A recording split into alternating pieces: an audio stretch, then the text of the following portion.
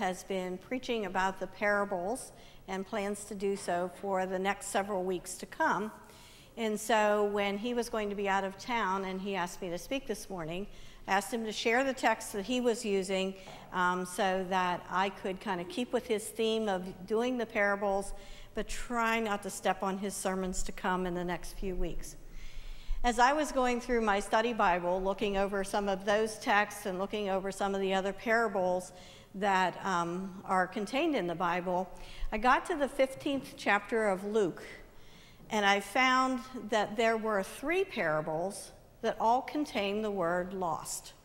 And I had been praying to God to kind of lead me, show me where he wanted me to speak and what the message should be for this morning. And I kept coming back to that 15th chapter of Luke.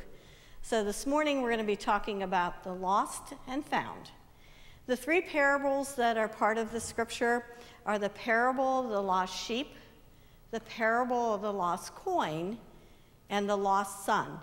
Now, most of us probably know the story of the lost son, more of the story of the prodigal son.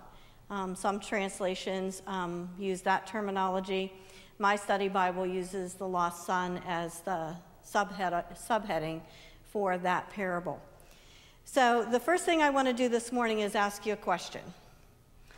Is there anybody in here who has never lost anything? If you've never lost anything, I'd like to meet you after church because you must have some secret that I don't know. Because in the course of my life, of course, I've lost lots of things. So it might be something as minor as a toy, might be some other object like a pair of purple scissors. Recently, I had a little pair of craft scissors that I carried with me for years, and I cannot find them. So I decided I needed to cut my losses, get myself another pair of scissors, because as we travel back and forth to my parents, I often do crafts in the car on the way there. So I went to the store and I bought myself a less expensive pair of purple scissors that I could use in my craft bag that wasn't too big to keep in the craft bag. Well, guess what? The purple scissors are now missing. Were missing too. Had been missing for months. We had gone out Memorial Day, and I had been crafting on the way home, and then somehow Jim's car ate my purple scissors on the way home. They were lost until we went to go camping Labor Day. Jim was down beside the car, and he was looking in at the little brake thing for the trailer, and he could see them laying underneath the dash. They had slid up underneath the dash. So we have now found the purple scissors, but it could be something as silly as that, as small as that. Might be your homework, might be a job assignment, might be your car keys.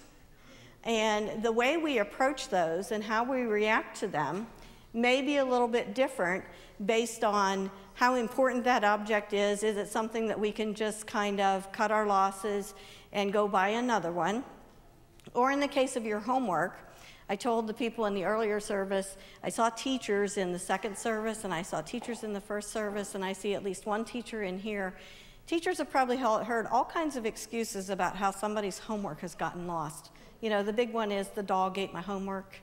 But sometimes we just need to cut our losses, take a step back, start over again on that homework or on that job assignment, and move on.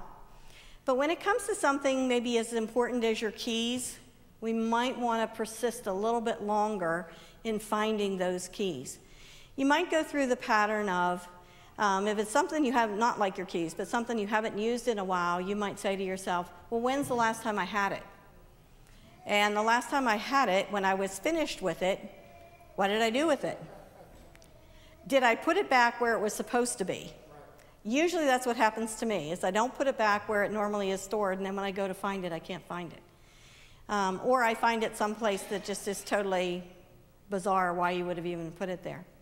But when it comes to your keys, if you are away from home, you know that you had them to get there, and you know you're going to need to have them to get back.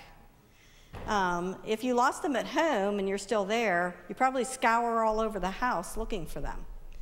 But like I said, if you're away from home and you know you had them to get there, you're probably going to persist a little bit longer to find those keys.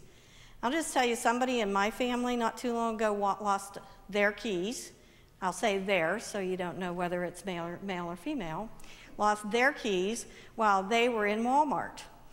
And they thought, oh my gosh, I have been all over the store.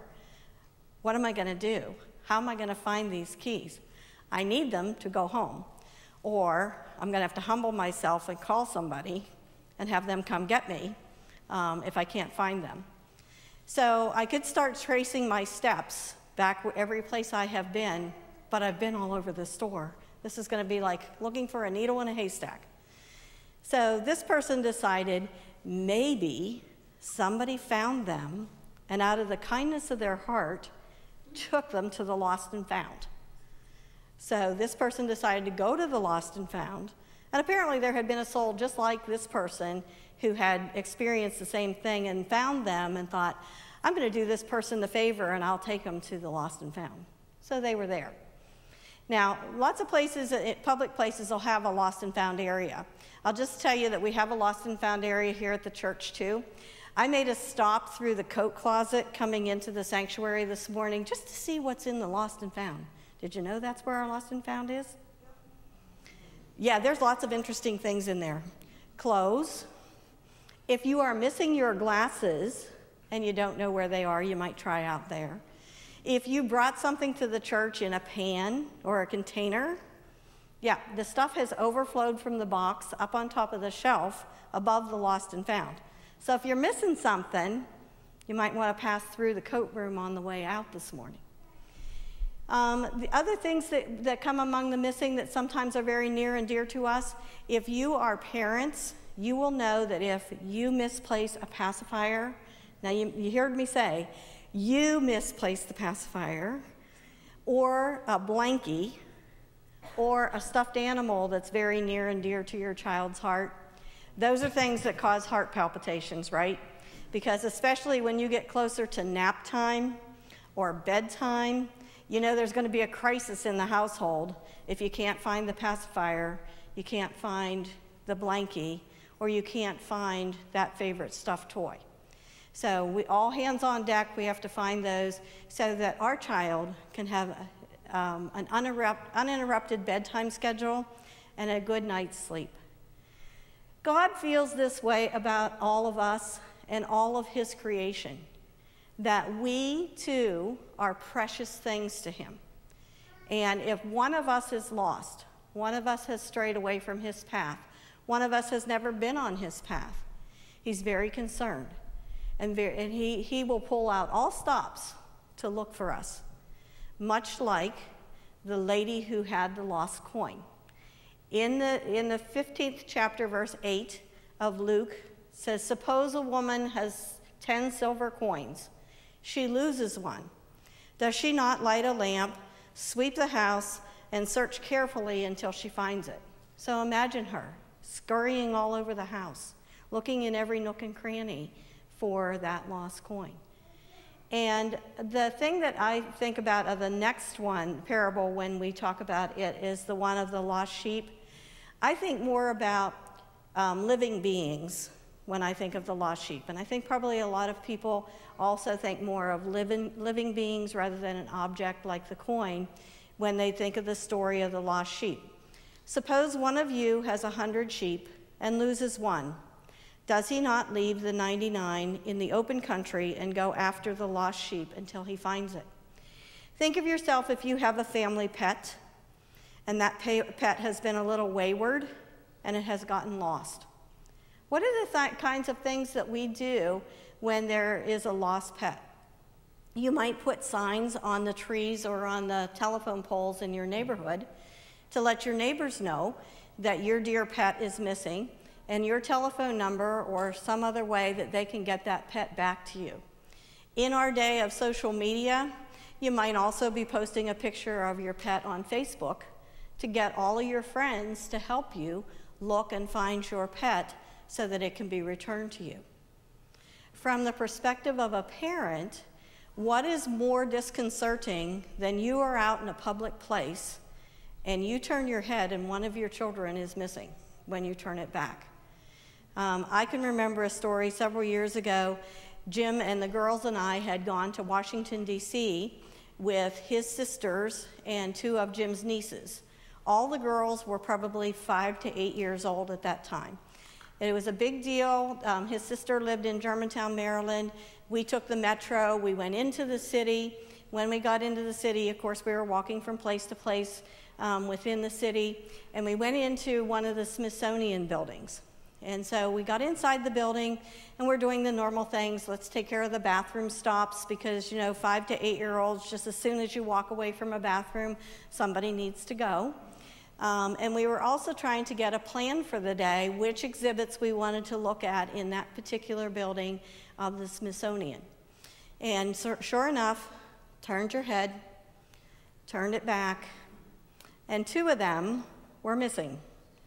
So then panic starts to set in, and it's like, okay, I'm in Washington, D.C., big city. We're just inside the door of the Smithsonian. Did they go back outside? Are they in here somewhere? Did somebody come and persuade them to go with them? What are we going to do? Two of them are missing. So you start looking around. You start, of course, in the general vicinity where you are, widening your circle, still looking. Then you might see a security guard, and you enlist the security guard's help in finding your child. And then they're saying, what are they wearing? Okay, what did they put on this morning? Do I remember what they were wearing? Back in those days, we didn't have cell phones, so it was like, do I have a picture of them in my wallet, and how old is that? Is it a current one? In today's world, you would just, of course, show them your cell phone. Here's what my child looks like. Enlisting their help until you could find your child. But in that amount of time, think about the panic that sits in. This is the kind of panic that God has when we stray, or if we don't know God and we're living in a life of turmoil out there in the world. God is very concerned about each and every one of us, because remember, he knows how many hair you have on your head. He knows when you come, he knows when you go, and if you're not where you need to be in relationship with him, he's very concerned about you and wants to make sure that somebody is looking out for you and bringing you back in. So as we continue with the parables, when we look about what the shepherd felt when he found his sheep, this is what God thinks when we have now found his lost sheep. When he finds it, he joyfully puts it on his shoulders and goes home. Then he calls his friends and neighbors together and says, "Rejoice with me, I have found my lost sheep." I tell you that in the same way, there is more rejoicing in heaven over one sinner who repents than over the 99 righteous who do not need to repent. And by the same manner, what did the lady do when she found that lost coin? She had 10 others. Is it really that big a deal that she lost one? Yes. When she found it, she called her friends and neighbors together and said, "Rejoice, I have found my lost coin." In the same way, I tell you, there is rejoicing in the presence of angels of God over one sinner who repents. So as we're thinking about the parables, we ask ourselves, well, why does Jesus tell these parables? Why doesn't he just stand up in the temple, preach to the people, and call it a day? He doesn't do that. He takes his message out to the people where they are. As he was taking his message out to the streets, there were people coming that were not part of that Jewish circle. And so the beginning of Luke kind of sets the stage for us here, where it says that he went out and where he was preaching, all of the people of the community came in. And the Pharisees got upset about him preaching to these sinners, those despicable people that they wouldn't associate with. Now, before we get all righteous on the Pharisees and say they must have been really bad people if they didn't want to spread the word of God, we need to turn our attention to Romans, the 3rd chapter, verses 23 through 24, where he says that we are all sinners and we have fallen short of the glory of God. And only by the grace of God does he bring us back into his family. And that we should be very glad of that fact, that somebody's out there searching for us and bringing us back into his family. The story of the lost son takes a little bit of a different twist. In this story, the son makes a conscious decision. He goes to his father, he asks for his inheritance, and then he goes off into the world to enjoy spending his father's money. So it's been a conscious choice that he's making to go out and have wild parties, spend time with prostitutes, spend time gambling away his father's money, and then he finds himself in a situation where he has spent it all. There is nothing left. He ends up taking a job feeding pigs. Now, I'll just tell you that my father-in-law raised pigs on the farm. There wasn't probably a place that you would less want to be on the farm than in the pig pen. They stink. They eat disgusting things. They roll around in the mud. And it's just not a very nice place to be. So he found himself feeding pigs and going to bed hungry. So when he went to bed hungry, he was laying there one night thinking, well, now wait a minute. I could simply go home. The servants on my father's farm live much better than this. I will go home and ask my father to give me a job so that I know that I will be well fed and I will have a warm place to go to bed at night.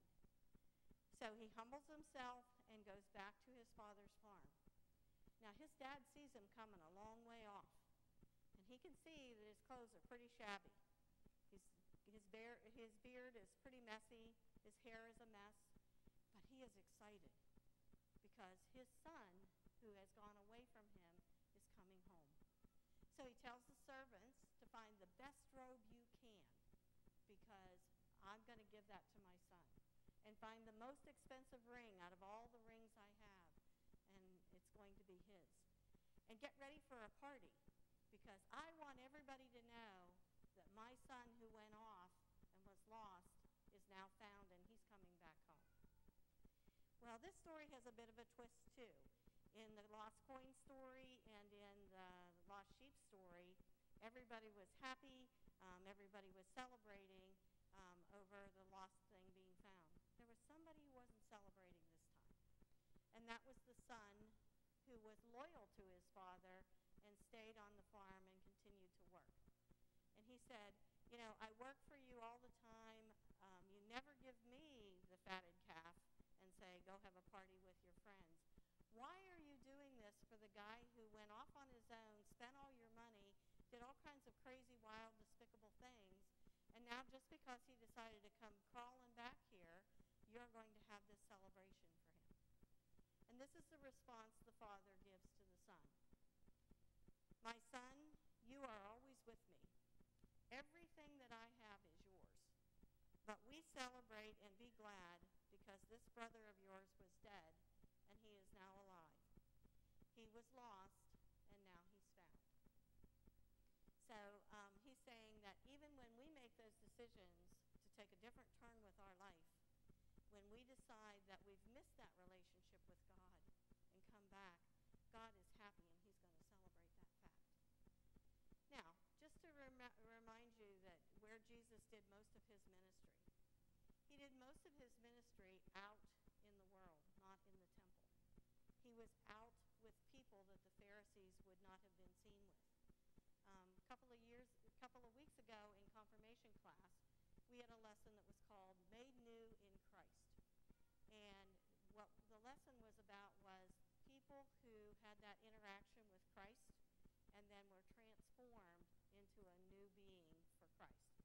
One of the stories that we learned about was the story of the woman at the well. She would not go to the well during the morning hours when it was cool, because all the other women in town would be out there collecting their water for the day. She knew that they didn't like her because of the life she lived. And so rather than put herself in that situation and come under their scrutiny, she would wait till the heat of the day and then go to the well to get her water for her family. Jesus happened to be at the well when she came. He he knew the kind of life she lived, with different men every night and those kinds of things. He confronted her about that, and through their conversation, she asked for his forgiveness.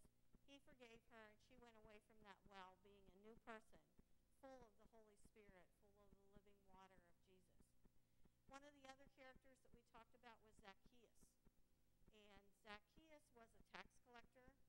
And tax collectors in those days, if they were having a bad day, they would collect whatever they wanted to from you that day. There was no set percentage based on your income that they were going to collect. Now, we don't like it on tax day when we have to pay our taxes. Well, imagine the fact that somebody's going to collect 4 times from you what you should pay just because they were having a bad day. Well, this is how Zacchaeus lived his life. But Jesus was coming to town. He climbed up in a tree because he was short, got Jesus' attention, invited Jesus to his house to have dinner with him. This is one of the things that upset the Pharisees because he was eating with sinners, and they knew it. But he met with Zacchaeus.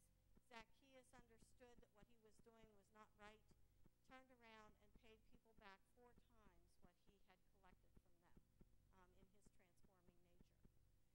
Probably the biggest transformation story that we learned about was the story of Saul, who became Paul. Saul